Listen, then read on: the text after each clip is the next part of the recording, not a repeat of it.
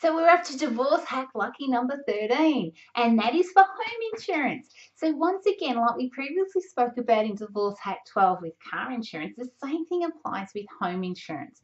The interesting thing about all insurance policies is the person that pays it actually owns the policy. So recently I've heard a story from one of my lawyers about a son who was paying the policy on his mother's property.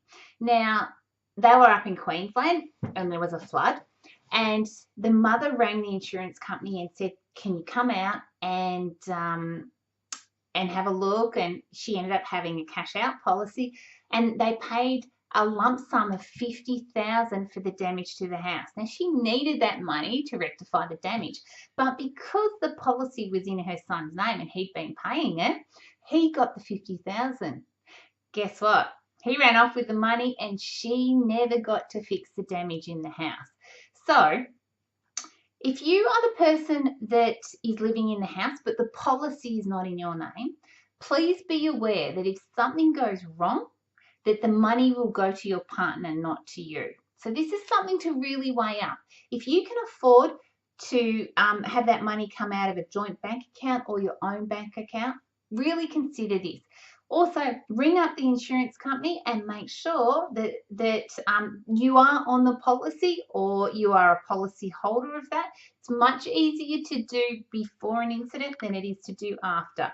So this is a really, a really dangerous situation, because the other thing is, in a lot of cases, when I've sat down with clients and we've done budgets, in some instance, they don't see that insurance from a household perspective is important and they haven't been paying it. But if you think about it, your home is your greatest asset. It's where the most equity lies. So it's something that's a necessity. You really need to make sure that you have up-to-date insurance on your house.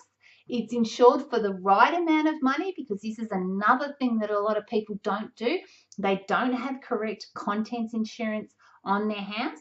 If you had to sit there and even just go through, say, a bedroom, if you look at the price of socks and undies and bed linen and anything like that, it's not short of probably 10 grand just to go and replace, let's say, a pair of, if you've got a teenage son and he's wearing boxer shorts, they might be $10, $20, $30 a pair of boxer shorts. By the time you add all those up, they can cost quite a lot.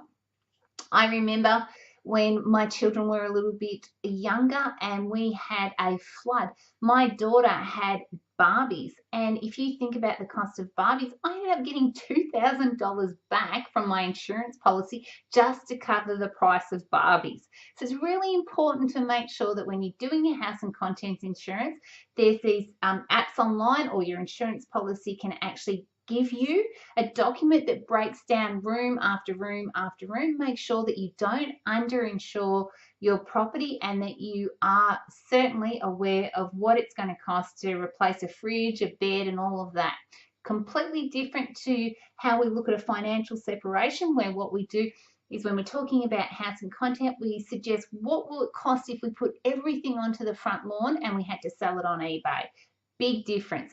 To sell it for a financial separation might cost, say, $20,000 to replace a whole house if we had to sell it on eBay. But if we had to go out and buy it all brand new, we're probably looking for those same things that cost us 20 grand. We're probably looking, somewhere between 50 and 80 grand. So that massive difference in replacing the assets in our house. So make sure you've got the right insurance, make sure the policy is in your name and that it is coming out of your bank account, and you can control what's going on. You don't want to be the person that something goes wrong and that you just cannot get the money from your partner to fix or rectify your house.